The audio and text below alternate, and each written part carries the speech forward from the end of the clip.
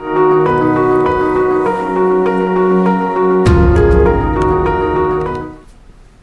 की कड़ी में हम स्मरण कर रहे हैं स्वाधीनता सेनानी और उत्तर प्रदेश के प्रथम मुख्यमंत्री भारत रत्न गोविंद वल्लभ पंत को। उनका निधन 7 मार्च 1961 को हुआ था।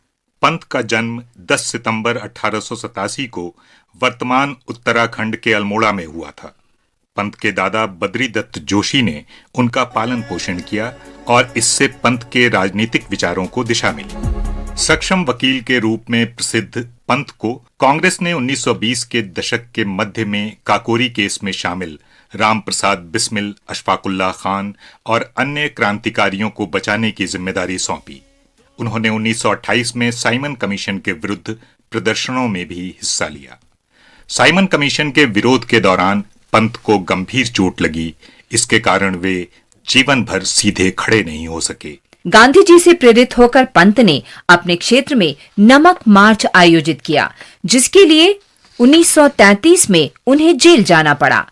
प्रोविंशियल कांग्रेस के अधिवेशन में शामिल होने के कारण पंत को 7 महीने की जेल हुई। 1934 में पंत को केंद्रीय विधानसभा के लिए चुना गया। राजनीतिक कौशल के कारण पंत को कांग्रेस के नेताओं की सराहना मिली और वे विधानसभा में कांग्रेस पार्टी के उपनेता बना दिए गए। सत्याग्रह में भाग लेने के कारण 1940 में पंत को गिरफ्तार किया गया और जेल भेज दिया गया।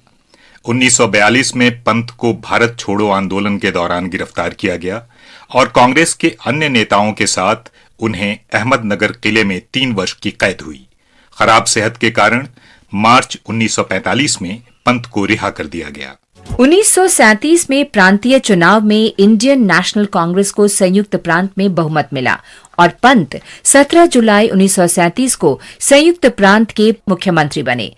1946 के चुनावों में कांग्रेस ने संयुक्त प्रांत में एक बार फिर बहुमत प्राप्त किया और पंत को पुनः मुख्यमंत्री बनाया गया।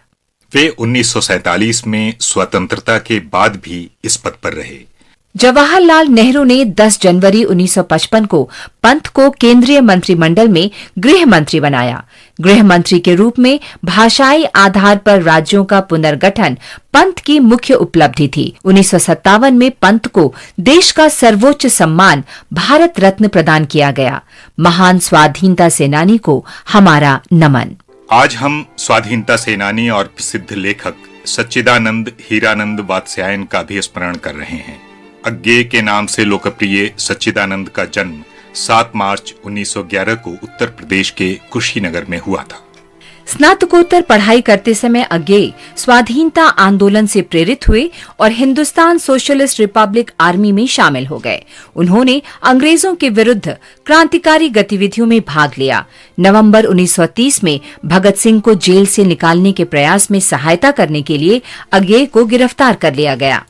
अज्ञेय को भारत में ब्रिटिश शासन से राजद्रोह के आरोप में 4 वर्ष की कैद हुई। अज्ञेय प्रगतिशील लेखक संघ से जुड़ गए और 1942 में all India anti fascist convention का आयोजन किया। उन्होंने अन्य लेखकों के साहित्य का भी अंग्रेजी में अनुवाद किया। अज्ञेय ने अपने काव्य संग्रह को भी अंग्रेजी में अनुदित करके prison days and other poems के नाम से प्रकाशित कराया।